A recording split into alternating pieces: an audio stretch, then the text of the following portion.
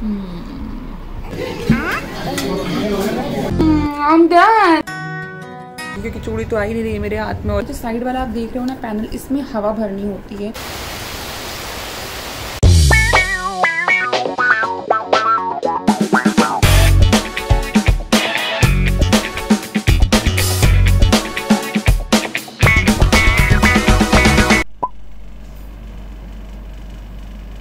कपड़ा पहनोगी?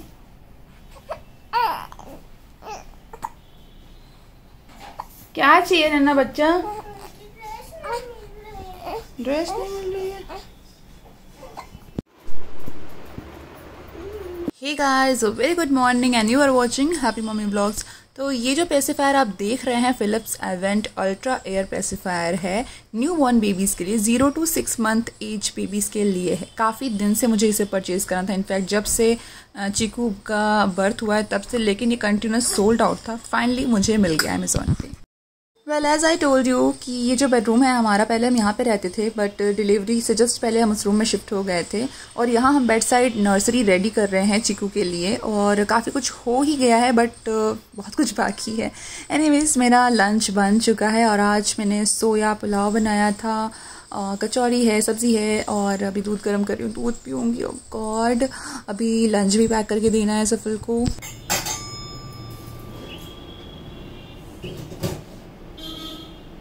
जब से मेरी डिलीवरी हुई थी तब से तो मम्मी सब कुछ मैनेज कर रही थी, और उसके कुछ टाइम पहले भी मम्मी थी तो वही मैनेज कर रही थी। फ़िलहाल अब मैं अकेली हूँ, तो इतने दिनों के बाद आज पहले दिन मैं सफ़र को लंच पैक करके दे रही हूँ। मतलब कि टिफ़िन लेकर के जाएंगे वो ऑफिस, और ओ गॉड कैसे मैनेज होगा आगे, मैं सोच सोच के बहुत घबराती रहती हूँ, लेकिन समहाउ करना तो पड़ेगा ही। वैसे ये जो न्यूट्रिला पुलाव है, सोया पुलाव है, ये बहुत हेल्दी होता है, मैं तो खाती ही रहती हूँ और अनिका को भी बहुत पसंद है। टिफ़िन के लिए भी अच्छा रहता है, तो आप चाहो तो बना करके दे सकते हो अपने बच्चों को और हस्बैंड को।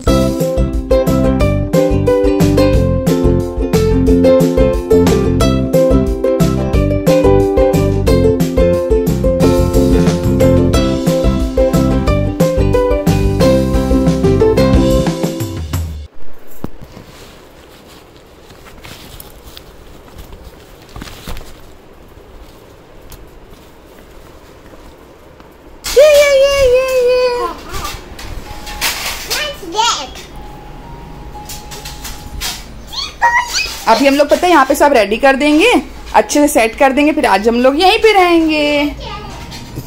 ये एक बेबी को गिफ्ट करना है हमको। हम लेके आए हैं उनके लिए, और आपके लिए वो ये अनिका के लिए ये आया है। हे गाइस, सो आज क्या डेट हो गई है? आज हो गई है डेट 2 सितंबर, और आज अभी हमें जाना है एक पार्टी में, एक बर्थडे पार्टी है। तो चीकू की ऑफिशियली फर्स्ट बर्थडे पार्टी होने वाली, जो अटेंड करने वाली है। अभी उसे बिल्कुल भी अंदाज़ा नहीं है कि पार्टी क्या होती है, बर्थडे क्या होता है, सेलिब्रेशन क्या होता है। सो आज हम जा रहे हैं, फर्स्ट टाइम है हमारा किसी ऐसे इवेंट में जो हम विजिट करने वाले हैं। तो देखते हैं सब क्या रिएक्शन होता है, और अब हम थोड़ा थोड़ा करके उसे बाहर ले जाते हैं, और नए लोगों से इंट्रोड्यूस करना भी हमने स्टार्ट कर दिया है। लाइक फर्स्ट उसकी पार्टी में ही हो गया इंट्रोडक्शन लोगों का, फिर वो सोती ही रहती है जो भी उससे मिलता है, तो वो ज़्यादा तो वो नहीं देख पाती, लेकिन आई जस्ट होप कि आज पता नहीं क्या होने वाला है। सो मैं रेडी हो गई हूँ, चेंज करूँगी, सब आने ही वाले होंगे। एंड लिपस्टिक लाइट लगाई है, लाइट सही लग रही है नहीं। एनीवेज, काफ़ी दिन के बाद मैंने कुछ मेकअप वेकअप किया है। देखो मैं नेल पेंट रिमूव कर रही थी और ये लेके घूम रही थी। चलो मैं बाकी की चीज़ें कर लेती हूँ, क्योंकि चीकू भी सो रही, उठ जाएगी, और अनिका भी सो रही है ना, उसे मैं उठा करके आ रही हूँ। अनिका उठो, मैंने सूप बना दिया but still she is sleeping.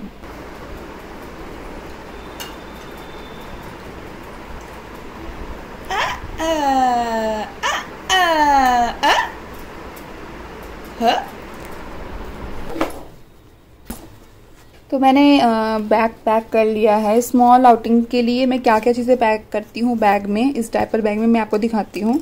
तो ये सामने वाला जो पॉकेट है, एक्चुअली इंसुलेटेड पॉकेट है बेबी बॉटल्स के लिए, लेकिन इसमें मैं बेबी बॉटल नहीं रखती हूँ, क्योंकि फीड देनी नहीं होती, टॉप फीड देती नहीं हूँ मैं, अपना ही फीड देती हूँ। और उसके लिए भी दिखाती हूँ मैं क्या क्या रखती हूँ। तो यहाँ पर ये बॉक्स में मैंने पेसिफायर रखा हुआ है, ये बहुत इसेंशियल चीज़ है, ज़रूरी है, इसी पॉकेट में रखती हूँ। यहाँ पर उसका एक टॉय रखती हूँ उसको एंटरटेन करने के लिए, अगर वो क्रैंकी होती है तो। उसकी एक कैप है, ये सॉफ्ट कैप है, तो इसको मैं ज़रूर अपने पास में रखती हूँ। और ये एक्स्ट्रा एक पहना के लेके जाती हूँ। एक नैपकिन है, एकदम सॉफ्ट वाली नैपकिन है, टॉवल टाइप की, ये रखती हूँ। और कभी फीड कराते हुए थोड़ा लीकेज भी होता है तो उसमें भी काम आ जाता है। एक विक्स, वेपोरा पे बेबी विक्स है, ये रखा हुआ है मैंने यहाँ पर। ये हैंकी है, ये एक्चुअली अनिका की हैंकी है, इसे भी मैं अपने बैग में रखती हूँ। तो ये इस तरीके से ये सेक्शन है। तो इसके बाद ये मेन पॉकेट है, सामने वाले पॉकेट में मैंने आपको दिखाया। इसे कैरी करना बहुत इजी होता है, इसमें बहुत सारा सामान आ जाता है, बहुत कुछ आ जाता है जो लेकर के हम कैरी कर सकते हैं। स्मॉल आउटिंग के लिए बहुत कुछ ले जाना नहीं पड़ता है, थोड़ा ही सामान में काम हो जाता है। अब इसके अंदर बैग में आप देखो, सबसे पहले तो ये चेंजिंग मैट है, चेंजिंग शीट है जो हम ट्रैवलिंग के लिए यूज़ करते हैं, और ये अभी इस बैग में है। इसके बाद ये कार में चली जाएगी। एंड इसके बाद यहाँ इस पॉकेट में देखो आप, तो यहाँ पर ये जो डायपर है ये अनिका का डायपर है, ये भी मैं यहाँ पे रखती हूँ। चीकू का कपड़ा है, एक्स्ट्रा कपड़ा, एक्स्ट्रा क्लोथ में रखती हूँ चीकू का। एक नैपकिन भी यहाँ पे रखी है। यहाँ सामने जो 2 पॉकेट है यहाँ पर सैनिटरी नैपकिन है, पैड्स हैं, ये हमेशा ही मेरे बैग में रखते हैं। अभी तो यूज़ में नहीं आ रहा है, but for the safe side रखने में क्या जाता है। एक टॉयलेट सीट स्प्रे है, ये मैं हमेशा ही रखती हूँ अपने बैग में, हमेशा से मेरी आदत है। उसके बाद यहाँ पर एक सैनिटाइज़र स्प्रे है, ये छोटा पैक है, ये स्प्रे है, ये भी रखती हूँ। उसके बाद ये वाला एक पैक है डेटॉल का, सैनिटाइज़र सरफेस क्लीनर है, ये भी मैं यूज़ करती हूँ। इससे हाथ भी साफ़ कर सकते हो और सरफेस भी क्लीन कर सकते हैं। नेक्स्ट यहाँ इस वाले पॉकेट में मैं चीकू के डायपर्स रखती हूँ। 4 से 5 डायपर रहते ही हैं मेरे बैग में, और अभी जस्ट यूज़ हुआ है तो एक डायपर मैंने इसमें से निकाल के पहना दिया चीकू को। यहाँ पर बेबी वाइप्स है, मिमी की वाइप्स बहुत अच्छी होती है, इसका मिनी पैक मैंने ले रखा है और ये बैग में मैं रखती हूँ, ये वाला ही, काफ़ी कन्वीनियंट हो जाता है इसे यूज़ करना। उसके बाद ये एक रैश क्रीम है, ये रखती हूँ मैं, द बॉम्सो की रैश क्रीम है, छोटा सा पैक है, ये भी अच्छी होती है बट ये थोड़ी सी थिक होती है, इसलिए मैं रेगुलरली इसे यूज़ नहीं करती हूँ। अब लिया है तो ये यूज़ कर रही हूँ, तो इसे मैं इसके डायपर बैग में रखती हूँ यहाँ पर, और ट्रैवलिंग के टाइम पर इसे यूज़ करती हूँ। वैसे अभी तक मुझे डायपर चेंज करने की नीड लगी ही नहीं है।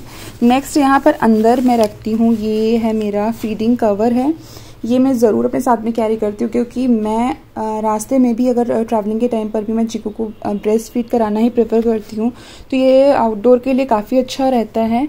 और यहाँ पर एक पॉली बैग भी है, एक्स्ट्रा पॉली बैग में रखती हूँ, काम ही आता है, अगर बारिश का सीज़न चल ही रहा है, कुछ रखना वखना हुआ तो काम आता है। और एक बर्ब क्लॉथ है, ये रखती हूँ मैं मेरे साथ में। तो इतनी सारी चीज़ें हैं जो कि मैं मेरे साथ में कैरी करती ही हूँ अगर मैं छोटी मोटी आउटिंग के लिए बाहर जा रही हूँ। अगर ट्रैवलिंग के लिए जाऊँगी तो जब जाऊँगी तो इसके लिए मैं आपको एसेंशियल चीज़ें बता दूँगी कि मैं क्या क्या चीज़ें कैरी करती हूँ। अब इसके बाद आप चाहो तो अगर आप टॉप फीड दे रहे हैं तो बेबी का जो बॉटल है, फीडिंग बॉटल, वो रेडी करके आप ज़रूर रखें। और उसके लिए यहाँ पर आपको डायपर बैग में यहाँ पॉकेट मिलता है, उसमें डाल करके लेके जाएँ। छोटी बॉटल कैरी करें, बड़ी बॉटल नहीं कैरी करें। लगे तो एक की जगह आप 2 रख लो, या फिर फॉर्मूला फीड भी रख सकते हो अगर आपको ज़्यादा देर के लिए बाहर जाना है तो। लिए इतनी चीज़ें सफिशिएंट है। और मैं मूवी देखने गई थी, डिनर पर, लंच पे जब भी गई थी बीच में, तो भी मैं इतनी ही चीज़ें लेकर के गई थी। आई गेस इतना सफिशिएंट है स्मॉल आउटिंग के लिए। अब मैं जा रही हूँ, अनिका का सिपर भी लूँगी और वो भी इसी साथ में कैरी करूँगी।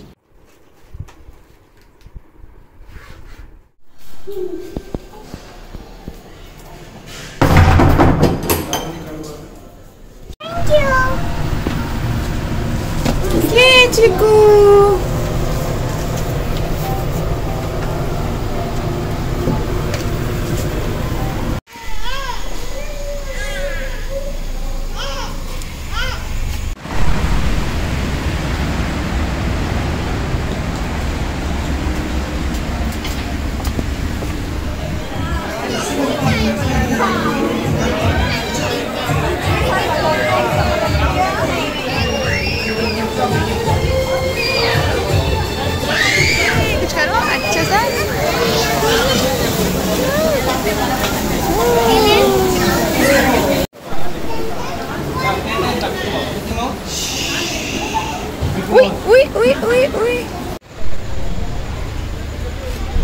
पीछे से ले लेते गाड़ी।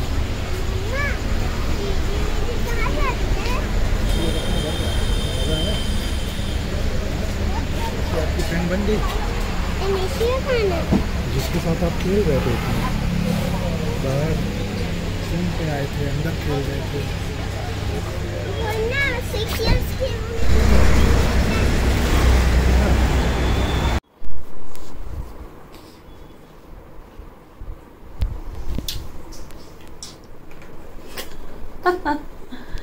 क्या हो रहा है? चेंज करेंगे और सब कुछ फैला के गए थे यहाँ पे हम लोग, अब चेंज करेंगे। ओके, सो चीकू की फर्स्ट पार्टी थी आज और थोड़ा सा अनईजी सी फील कर रही थी, थोड़ी सी क्रैंकी हुई, देन सो गई और फिर उसे भूख लग गई, टॉफी नहीं लिया, तो overall it was good day. काफ़ी अच्छे से कोऑपरेट किया बेबी ने और मुझे अच्छा लगा कि ये देखो ये दोनों बच्चे क्या कर रहे हैं। वो भी कर रही है क्या? वो भी प्यारी कर रही है क्या? अरे प्यारी कर रही है।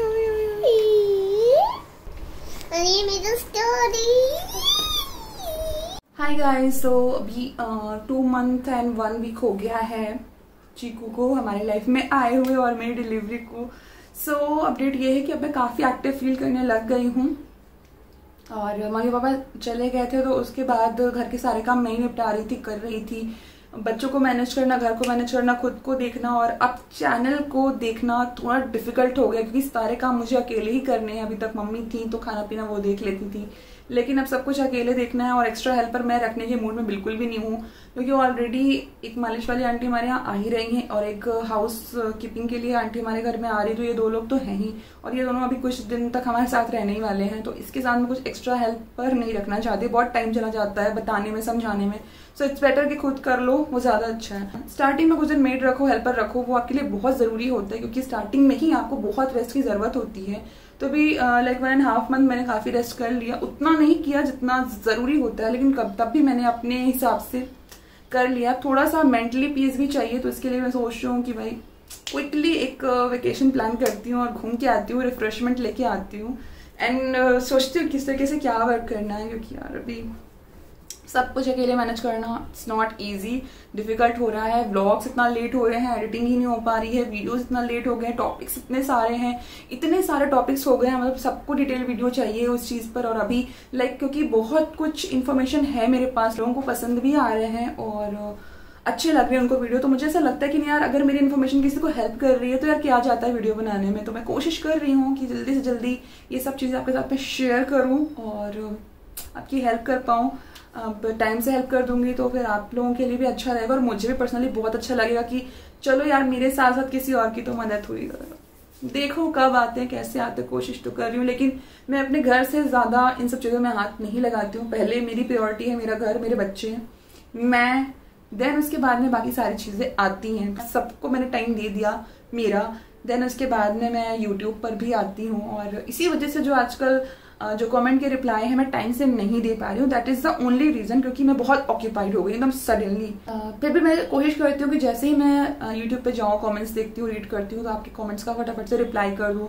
इंस्टा डीएम पे बहुत सारे मैसेज मुझे आ रखे हैं, मैंने कुछ टाइम तक इंस्टा नहीं देखा था, मतलब मैसेजेस का सेक्शन नहीं देखा था। फिर मैंने अभी लास्ट वीक जब इंस्टा का डीएम खोला, बाप रे बहुत सारे मैसेजेस थे, लाइक लिटरली इतने लोग, ओ गॉड। फिर मैंने सबके मैसेज रीड करना, इतने बड़े बड़े मैसेज और बहुत सारे मैसेज थे। कुछ तो ऐसे मैसेज थे, ऐसे लोग भी थे कि इमीडिएटली उनको हेल्प चाहिए थी, आंसर चाहिए था कि वो क्या करे, कंफ्यूजन होती ही। कभी कभी ऐसा मोमेंट होता है कि हम डॉक्टर से भी वो चीज नहीं डिस्कस कर पा रहे होते हैं, लेकिन कोई ऐसा जो कि अपने जैसा हो, जो कि हमारी बात समझ पाए, हमें बता पाए, समझा पाए, उसकी हेल्प हमें चाहिए होती है। तो मुझे ऐसा लगता है कुछ लोगों को सीरियसली डॉक्टर से ज्यादा एक फ्रेंड चाहिए।